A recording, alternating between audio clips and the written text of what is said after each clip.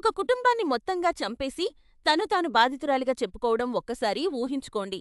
బ్రూక్లిన్‌కు చెందిన 44 ఏళ్ల ఒక మహిళ కేవలం 30 మైళ్ళ వేగ పరిమితి ఉన్న రోడ్డుపై గంటకు 40 మైళ్ళ వేగంతో దూసుకుపోతోంది. ఆమెకు ఇప్పటికే 20 స్పీడింగ్ టిక్కెట్లు వచ్చాయి. $12,000 జరిమానా చెల్లించాల్సి ఉంది.